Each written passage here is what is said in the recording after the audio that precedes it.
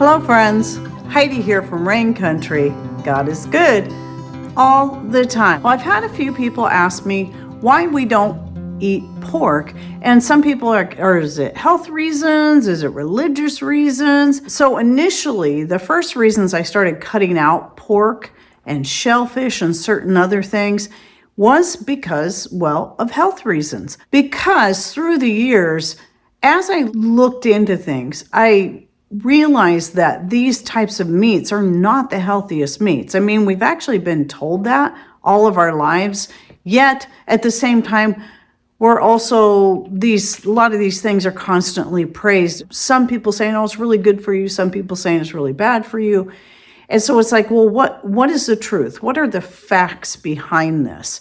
And so years ago, I had actually completely cut all these things out, mostly for health purposes, but also I kept thinking, well, there must be a reason why God didn't want his people to eat these items. And it wasn't because he was punishing them.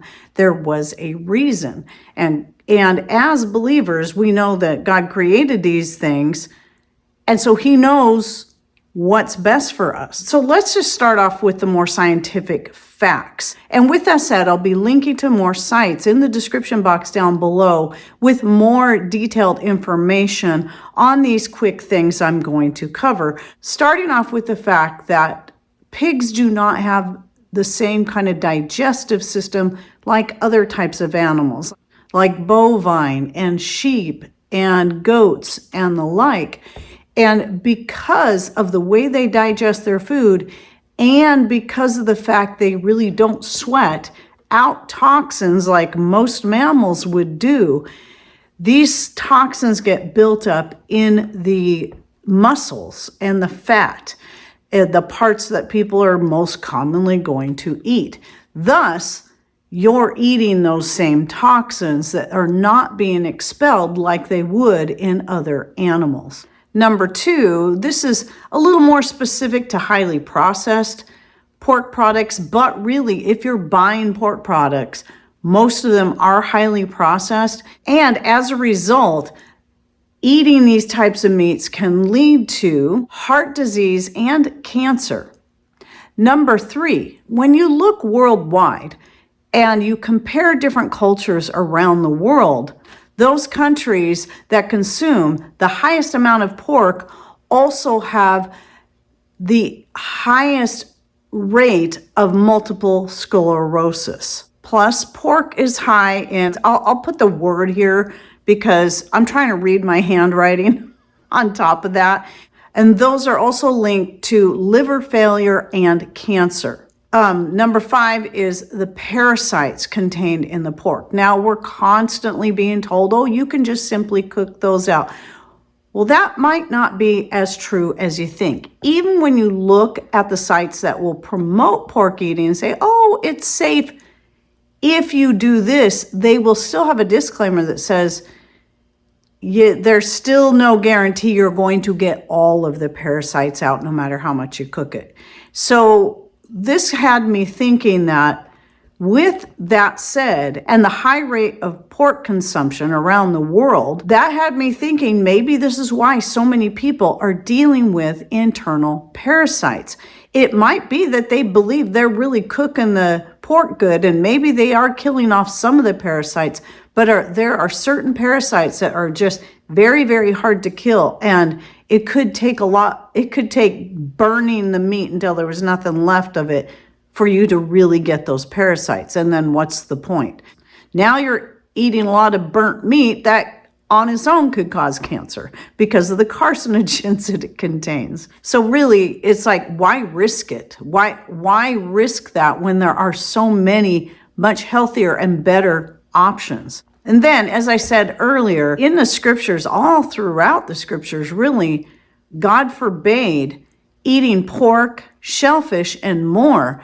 And so, as I said earlier, I come back to the fact that God knows what he created those animals to do. When it comes down to it, any animal that is really a cleaner of the air, the sea, and the land, which pigs are some of the cleaners of the land, And then you've got vultures and other types of scavengers. You have shellfish that are the cleaners of the sea. We know that's the main thing they do, is they clean the sea. They clean those toxins. So consider red tides and shellfish. You're not supposed to eat shellfish whenever there's a red tide, because the shellfish are cleaning all that out and it's in their meat. And if you eat that, you could actually die. So that's their job. That's their intended purpose, is to clean all these things. And so those toxins that they're cleaning out won't be harmful to them, but they will be harmful to you if you eat them. So really, I just look at the fact that it then comes down to, my first reasons were health when I first started looking into it. And then as I started reading scripture, I'm like, well, God said no. And I know a lot of people will debate this, but all through the scriptures, there's no place where God made it okay. Unless you're reading a version that's been published within the last 60 years, even if God did say it was okay, yeah, just eat whatever you want, you still got to take into consideration, why did he in the first place say not to eat these things? There must have been a reason. And when you look at the science and you look at what's in these different meats, you realize that's the reason right there. And so I just say, stick with what scripture says, stick with eating biblically clean, and you're just going to be healthier all the way around. Whether you think it's something you have to do or not isn't even the point. It's what do you think is best? What do you think is healthiest? And the way God designed it is the healthiest way. So that's really it in sort of a nutshell. Again, I recommend, if you would like some more information on this topic, there's tons and tons of websites. You'll have some that will encourage pork eating, but will still have a disclaimer. And then you'll have quite a few, like Dr. Axe and more, and even Healthline, that will discourage you from eating pork and say why you shouldn't. So there is a science behind it, and look into it for yourself and then decide for yourself what you think is best. Now, when it comes to us, I've created different pork-free recipes. So like when I make pizza, I've made a pepperoni from beef and it turned out really good. But when I'm making pizza, I prefer to make more of a quote unquote sausage using a red meat and just spicing it up and then putting that on my pizza, and it turns out really, really good. I also make breakfast sausages using a blend of some kind of red meat and ground turkey or chicken, and then the spices that I want in there. And we've been quite happy with it. And then when it comes to bacon, some of you have heard me talk about this a lot. My personal favorite, we're not big fans of turkey bacon. My personal favorite is the Painted Hills Classic beef bacon. I'll put a link to their site down below. Their classic beef. They have two different types. They have their original, which is really good, but their classic is even better because it's cut thinner.